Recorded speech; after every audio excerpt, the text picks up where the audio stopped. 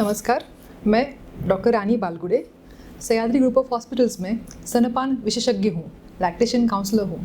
इसमें हम आज बात करेंगे आपसे ब्रेस्ट फीडिंग मिथ्स के बारे में, जो धारणाएं होती हैं ब्रेस्ट फीडिंग के बारे में, जो हम सुनते हैं कई लोगों से, क्या सच है क्या गलत है। इसमें से एक धारणा ये होती है कि एक ब्रेस्ट में पानी है और एक ब्रेस्ट में खाना है, तो ये गलत है, ऐसा नहीं होता है। हर ब्रेस्ट में, दोनों ब्रेस्ट में दो प्रकार का दूध बनता है। एक होता है फोर मिल्क, एक होता है हाइंड मिल्क। जो फोर मिल्क जो होता है ये शुरुआत में आता है, इसमें पानी ज़्यादा होता है बच्चे की प्यास के लिए।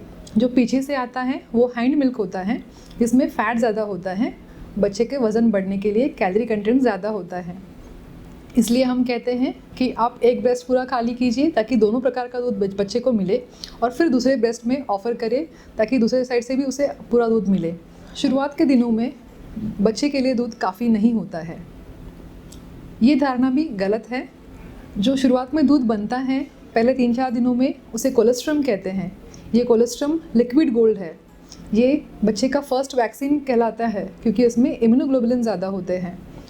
अगर ये स्मॉल क्वांटिटी भी है, कम मात्रा में है, फ्यू ड्रॉप्स में है, फिर भी ये पावर पैक्ड है। इसमें न्यूट्रिएंट्स ज़्यादा है, इसमें इम्यूनोग्लोबुलिन ज़्यादा है, इसका कैलोरी कंटेंट भी हायर होता है। बच्चे की पेट की कैपेसिटी जो होती है वो भी शुरुआत में कम ही होती है, और उसी के हिसाब से प्रकृति हमें ये दूध देती है जो उसके लिए पूरक है, एडिक्वेट है। स्तन का आकार छोटा है तो दूध कम बनेगा, ये धारणा भी गलत है। स्तन के आकार के हिसाब से दूध नहीं बनता है। स्तन में जो है 2 प्रकार के टिश्यू होते हैं, एक होता है एडिपोज टिश्यू, एक होता है सिक्रेटरी टिश्यू। जो टिश्यू दूध बनाता है वो सिक्रेटरी होता है, वो सब में होता है, और जो फैट जो होता है ये कम ज़्यादा प्रमाण में सब में होता है। अगर फैट ज़्यादा है तो साइज़ बड़ी होती है, अगर फैट कम है तो साइज़ छोटी होती है ब्रेस्ट की। तो दूध बनने की कैपेसिटी जो है ये उस फैट पर निर्भर नहीं होती है, सिक्रेटरी टिश्यू पे होती है। दूध पीने से दूध बढ़ेगा, ये धारणा भी गलत है। दूध सिर्फ तभी बढ़ेगा जितना बच्चा दूध पिएगा। जितना फ्रीक्वेंटली आप फीड कराओगे उतना आपका दूध बढ़ेगा। जितना ब्रेस्ट को हम खाली करेंगे उतना दूध बढ़ेगा। अगर आप ब्रेस्ट फीड करते हैं या तो फिर पंप करते हैं या फिर हाथ से दूध निकालते हैं, जितना आप निकालोगे उतना नया बनेगा। सिर्फ दूध पीने से दूध नहीं बढ़ेगा। एक धारणा ये भी होती है कि मेरे पहले बच्चे को मैं फ़ीड नहीं करा पाई तो शायद सेकंड को भी फ़ीड नहीं करा पाऊँगी।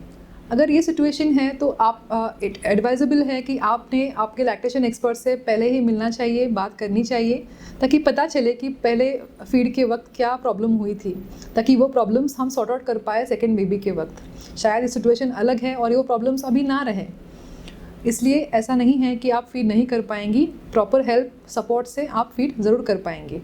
स्तनपान के दौरान विशिष्ट खाना खाना चाहिए। हमारे घर के जो बुज़ुर्ग होते हैं, फैमिली मेम्बर्स होते हैं, जो हमारी नानियाँ होती हैं, दादियाँ होती हैं, वो हमें बहुत फोर्स करते हैं कि सिर्फ यही खाना है, ये सब नहीं खाना है, पानी कम पीना है। तो ऐसा नहीं है, आप सब वही खा सकते हैं जो आप पहले भी खा रही थी। जैसे आपकी भूख बढ़ेगी आप ज़्यादा खा सकती हैं, आपकी भूख के हिसाब से आपकी बॉडी जो कह रही है उसे सुनिए, उसके हिसाब से खाइए, ज़्यादा पानी पीजिए, क्योंकि आपका पसीना बढ़ेगा, भूख बढ़ेगी। आप सब कुछ खा सकती हैं, दाल चावल सब्ज़ी रोटी सब कुछ। सिर्फ आपका खाना ऐसा होना चाहिए कि आप बीमार नहीं हो, क्योंकि आप बीमार होंगी तो फीडिंग अफेक्ट होगा, बच्चे को तकलीफ़ हो सकती है। तो इसलिए हम कहते हैं कि बाहर का नहीं खाएं, घर में बना हुआ आप सब कुछ खा सकती हैं। बच्चे को 20 मिनट तक स्तन पे रखना होगा। ये भी धारणा सही नहीं है, क्योंकि स्तन पे रखने का टाइम जो है और ब्रेस्ट फीडिंग का टाइम जो है ये अलग अलग हो सकता है। आप बच्चे को पकड़े रहें लेकिन बच्चा फीड अगर नहीं कर रहा है तो उस टाइम का कोई मतलब नहीं है। सकलिंग टाइम कितना है ये इम्पॉर्टेंट है, और ये हर दिन और हर फीड में अलग अलग हो सकता है। ये 15 मिनट से लेकर 45 मिनट्स भी हो सकता है। तो बेबी के डिमांड के हिसाब से आपने फीड करना चाहिए। स्तनपान के दौरान माता कोई दवाई नहीं ले सकती है, ये धारणा भी गलत है। ऐसी बहुत सी दवाइयाँ हैं जो ब्रेस्ट फीडिंग के दौरान भी माँ ले सकती हैं। जो भी दवाइयाँ बच्चा ले सकता है वो माँ भी ज़रूर ले सकती हैं। तो अगर आप बीमार हैं, आपको कोई तकलीफ़ है, तो आपके डॉक्टर से मिलिए, उन्हें बताइए कि आप ब्रेस्ट फीड कर रही हैं, वो उस हिसाब से आपको दवाइयाँ देंगे। आप दवाइयाँ ले सकती हैं, आप तकलीफ़ में नहीं रहे। 1 साल के बाद बच्चे को माँ के दूध की ज़रूरत नहीं है, ये धारणा भी गलत है। WHO रिकमेंडेशन के हिसाब से बच्चे को माँ के दूध की ज़रूरत कम से कम 2 साल तक होती ही है। 1 साल के बाद शायद खाने की ज़रूरत ज़्यादा हो, लेकिन माँ के दूध में जो न्यूट्रिएंट्स हैं, जो मैक्रोन्यूट्रिएंट्स हैं, वो सब बच्चे के लिए इम्पॉर्टेंट है, उसकी ग्रोथ और डेवलपमेंट के लिए इम्पॉर्टेंट है। इसलिए आपको दूध पिलाना चाहिए कम से कम 2 साल तक। अगर माँ बीमार है तो ब्रेस्ट फीडिंग नहीं करना चाहिए, ये धारणा भी गलत है। अगर माँ बीमार है तो ये सिम्टम्स जो आते हैं, हमें जो साइंस दिखती हैं बाहर, जैसे कि बुखार है या सर्दी है या खांसी है, ये बाहर दिखने से पहले भी माँ के बॉडी में ये सब वायरस या बैक्टीरिया पहले से ही होता है और तब बच्चा उनके साथ होता है। तो इसका मतलब ये है कि बच्चे को आपने पहले ही एक्सपोज किया है, बच्चे को ये सब वायरस बैक्टीरिया पहले ही मिला है। तो अगर आप बीमार होने के बाद फीड नहीं कर रही हैं तो इसका मतलब ये है कि आपने बेबी को एंटीजन दे दिए, सारे वायरस बैक्टीरिया दे दिए, लेकिन एंटीबॉडीज़ आप रोक रही है। ब्रेस्ट मिल्क अगर आप फीड करती हैं बेबी को, तो बेबी को रेडीमेड इम्यूनोग्लोबुलिन्स मिलेंगे, एंटीबॉडीज़ मिलेंगे उस इन्फेक्शन से फाइट करने के लिए। इसलिए अगर आप बीमार भी हैं तो भी आप बेबी को फीड कर सकती हैं। अगर बच्चे को दस्त है तो ब्रेस्ट फीड नहीं करना चाहिए, ये धारणा भी गलत है। अगर बच्चे को दस्त है, लूज़ मोशंस हो रहे हैं, बीमार है, तो बच्चे को आपकी सबसे ज़्यादा ज़रूरत है, क्योंकि बच्चा बीमार होता है तो बहुत इरिटेबल होता है, बहुत चिड़चिड़ करता है, रोता है, कुछ खाने से मना करता है, कुछ पचा नहीं पाता है। ऐसे वक्त में आपका दूध उसके लिए अमृत है, उसको न्यूट्रिएंट्स मिलेंगी, कैलोरीज भी मिलेंगी, और जो उसका चिड़चिड़ापन है उसके लिए ये एक बॉन्डिंग है, उसको कंफर्ट मिलेगा आपके ब्रेस्ट फीडिंग से। इसलिए फीडिंग कंटिन्यू कीजिए। एक धारणा ये है कि ब्रेस्ट फीडिंग से पहले आपको हर बार ब्रेस्ट को क्लीन करना चाहिए, साफ़ करना चाहिए। ये ज़रूरी नहीं है, हर बार ज़रूरी नहीं है। जो निपल का एरिया होता है उसके साइड में जो एरियोला होता है उसमें कुछ ग्लैंड्स होती है हमारी, जो कुछ सिक्रीशंस करती हैं। ये सिक्रीशन उस एरिया को स्वस्थ रखती है, मॉइस्ट रखती है। अगर हर बार आप ये साफ़ करती रहेंगी, धोती रहेंगी, तो वो एरिया ड्राई हो जाएगा, आपको क्रैक्स पड़ेंगे। इसलिए हर बार साफ़ करना ज़रूरी नहीं है। अगर आपको लग रहा है कि बहुत पसीना आ रहा है, बहुत स्मेली हो गया है, बहुत स्टिकी हो गया है, तो हाँ, आप कभी कभी उसे साफ़ कर सकती हैं, लेकिन फीड से पहले हर बार साफ़ करना ज़रूरी नहीं है। फीडिंग जर्नी में सबसे कॉमन और एक कंसर्न होता है कि ब्रेस्ट फीडिंग करने से स्तन ढीले हो जाते हैं, लटकते हैं या सैगी हो जाते हैं। तो ये धारणा भी कुछ हद तक सही नहीं है, क्योंकि जो हमारी प्रेगनेंसी होती है उसके फर्स्ट हाफ में ही हमारे ब्रेस्ट में डेवलपमेंट शुरू हो जाते हैं। इस डेवलपमेंट में हमारा ब्रेस्ट टिश्यू का ग्रोथ होता है, तो सेकेंड हाफ में जो है सिक्रीशंस शुरू हो जाते हैं।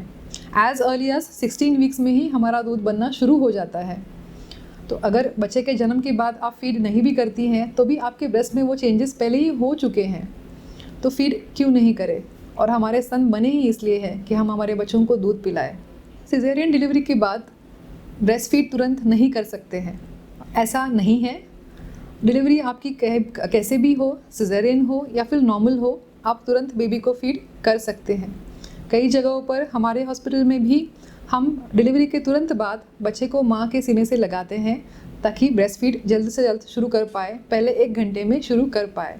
शायद सिजेरियन के बाद माता उठ नहीं पाए, लेकिन आपके ब्रेस्ट फीडिंग एक्सपर्ट होते हैं, जो भी स्टाफ होता है वो बेबी को आप पर प्लेस कर सकता है। आप उनके सपोर्ट से आप ब्रेस्ट फीड ज़रूर कर सकती हैं। अगर माँ को ऑफिस जाना है, अपना काम शुरू करना है, बच्चे को छोड़ के जाना है, तो ब्रेस्ट फीडिंग बंद करना होगा। तो ऐसा नहीं है। अगर आपको किसी कारणवश बाहर जाना पड़ता है, आपको ऑफिस ज्वाइन बैक करना पड़ता है, तो आप दूध को निकाल के स्टोर कर सकती है, मिल्क को एक्सप्रेस कर सकती है हैंड एक्सप्रेशन या तो फिर पंप से, और ये मिल्क आप स्टोर कर सकती है गाइडलाइंस के हिसाब से। आपके ब्रेस्ट फीडिंग एक्सपर्ट से बात कीजिए इस बारे में। ये स्टोर्ड मिल्क आपके एब्सेंस में घर का कोई मेंबर हो या फिर जो केयर टेकर हो बेबी को फीड कर सकते हैं। जब आप ऑफिस में हैं तो आपका सप्लाई मेंटेन करने के लिए आपको दूध एक्सप्रेस करना होगा। वही दूध आप अगर स्टोर कर पाती हैं ऑफिस में, तो वो आप नेक्स्ट डे के लिए यूज़ कर सकती हैं बेबी को फीडिंग के लिए आपके एब्सेंस में। जब आप घर वापस जाती हैं तो आप बेबी को फीड फिर से कर सकते हैं। फॉर्मूला मिल्क ब्रेस्ट मिल्क के समान होता है? जी नहीं, बिल्कुल नहीं। ब्रेस्ट मिल्क सबसे बेस्ट मिल्क है। Breast feeding is the best feeding. Breast milk एक लाइफ फ्लूइड है, ये लिविंग फ्लूइड है। इसमें सेल्स होते हैं, ग्रोथ फैक्टर्स होते हैं, हार्मोन्स होते हैं, ना कि बल्कि कैलोरीज जो फॉर्मूला में होती है। Formula is dead, breast milk is living. ये हमेशा याद रखें। धन्यवाद इस टॉक को सुनने के लिए। अगर आपके कोई प्रश्न हैं तो आप कमेंट बॉक्स में डाल सकते हैं, हम कोशिश करेंगे कि हम उसे उत्तर दें। धन्यवाद।